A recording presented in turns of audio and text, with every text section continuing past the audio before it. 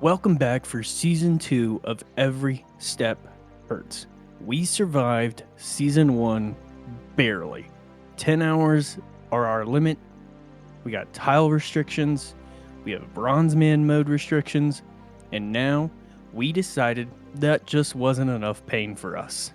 So for season 2, we're going after a fire cape and the perilous moons bosses. Because apparently we just hate ourselves. Rain, give me your thoughts. All right. Well, I'm glad we're back for season 2. Let me start off with saying that. Absolutely. Absolutely. Secondly, you may have struggled through season 1. I flourished. My beard grew at least another 2 inches. You can barely see my glory. I am doing golden after that big W taking the season. Now, as far as our challenges for season 2 of Fire Cape and Moons, I'm excited for it. Those are definitely a step up, and with the tile restriction and the timer itself, it's gonna make it quite challenging. Like, you can't just jump into a JAD attempt with an hour left on your time. Like, you'd be cutting it so tight, and a good scenario, a good situation with good gear, I don't good think everything. I don't see anybody doing it. No, okay, I don't see either one of us getting Chad done in under an hour. No, we'd have to be pretty stacked out. So, but look, I'm excited for it. It's definitely a big step up. We've still got a lot of progress to make before we're ready for that.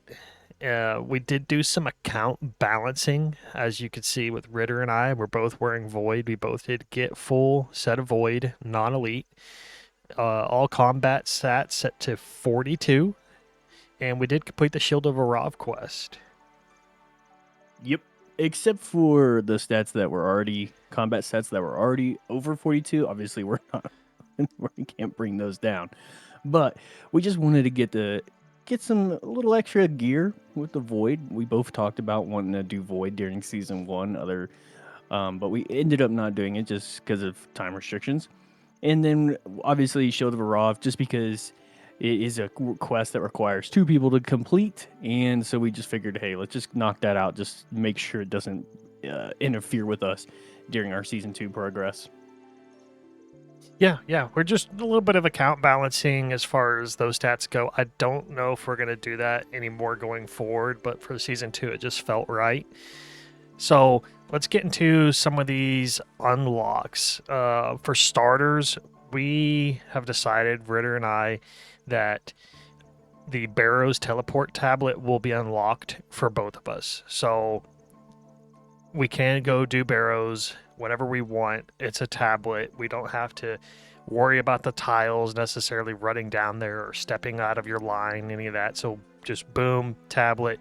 It costs it's like a 3 or 4K teleport, so that'll eat to the profits, but we Definitely not cheap. Yeah, but we are doing that, and we do have our perm item unlocks picked out for season 2. Yep. Ritter, you want to open us up on what you're picking, your 2 items? Yeah, so I went with the dragon crossbow as my range weapon. And then for a melee weapon, I decided, and I was very, very torn here, guys. Like, this was a very, very difficult decision, but ultimately we landed on going with the zombie acker. I'm still on the fence of whether or not that ends up being the right choice, but for right now, at least I think that is the best choice for me. Yeah, what's crazy is I'm looking at the same items. Dragon Cross. I mean, you got to look at the challenge, right? JAD, you need a good bow. Dragon Crossbow is going to be the best obtainable thing that we can get for the tile restrictions that we have. I mean, going to try to get a crystal bow is going to be disgusting on tiles, so the Dragon Crossbow, it's a step up from the Rune Crossbow. That's going to be for Jad, and the Zombie Axe is it's better for the moons. than the whip. So I'm doing the zombie axe as well. My third item has been a very big toss up for me for a while. And looking at, there potentially being season 3, season 4, all this other stuff, that we're going to do with our accounts further down the line, I think I'm going to lock in a DFS, a Dragonfire Shield. It's expensive, but if we could get that on the account, that would be so tanky. And the Dragonfire protection, it's just an all-around fantastic shield. So locking that in. It's definitely a top tier shield, and I know we discussed it a little bit, and I got to tell you, man, if I can win a challenge in season 2, I guarantee you it is going to be something that I definitely consider as a permanent item unlock as well. Well, here's the great thing: we're introducing bonus sub challenges to this season, so perm item unlocks are not restricted to just winning the episode challenge. We're gonna get right. We have 2 different. We have like 3 different quests per se that give challenges. Dragon Slayer will reward 1 perma item unlock. So we'll get into the finite details later about that. But Dragon Slayer perm item unlock. Yeah, and that's Dragon Slayer 1, not 2. Dragon Slayer 1. And then here's the big one. Complete RFD, the full RFD. You will get 2 perma item unlocks. And that is going to be for this season. So if you don't complete it and you go like we have a season 3, that sub challenge may disappear, which then you would just lose out on 2 perma item unlocks just for the rest of your account. So that would be tough. The third quest, the Final Dawn, which is a big quest. That would, obviously that's done pretty much after the moon bosses. But that would give you a 1 mil GP cash reward. Yeah, and let's just be very clear about this. Recipe for Disaster and the Final Dawn are extremely difficult quests to complete. But we did make another slight change for season 2 because of the challenges like Jad and how difficult some of these quests are and the possibilities of death in season 2. We decided not to continue to have death penalties. That was just something we said, like, look, especially like for me, I've just got my very first fire cape ever, and it was during Gridmaster where I had all this assisted and extra help and max stats and all this.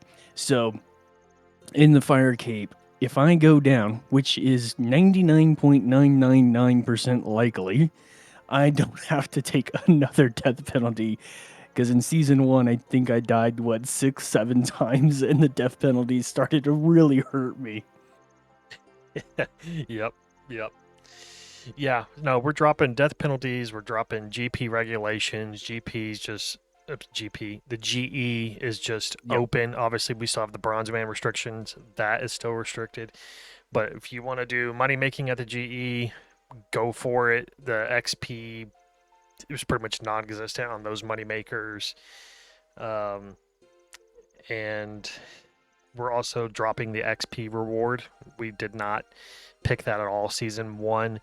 We tweaked some of the reward system that we will get to at the end of the first episode. Yeah, and some of them are a doozy. So they're gonna be very interesting, and I'm really excited to see how they how exactly they all play out in our first challenge after our first 10 hours. Yeah, speaking of that, I'm about ready to just go send it, man. I've been itching. We took a break between season 1 with Gridmaster, and Gridmaster was a lot of fun, and I'm almost a little afraid coming off of that high of how the XP and everything worked there that this is going to be a sucky return, but I'm excited to just get into it. Welcome back to the grind of a lifetime. I am equally ready with you, partner. I know that Gridmaster playing that really, really excited me. It gave me a lot of opportunities to grow and to learn and to gain new experiences, and it was an amazing opportunity. But all I could think about during Gridmaster was how badly I wanted to get back to season 2 of this ultimate challenge every step hurts series. I'm so ready and I'm so excited. Well, let's send it, man. Let's send it. Yeah, I can't wait no longer. I'm ready. I'm heading straight to Jad. I'm ready for my fire cape run. I'm headed to I'm not sure where, but Me I'm but either. I but I'm gone. I'm gonna go stand in a bank for the next hour and just think about my life decisions and my life choices. Yeah, well, I'm gonna go post up somewhere, start the timer, and figure it out. Off I go. Nyong. All right, guys, off we go. Let's go send it. Send it.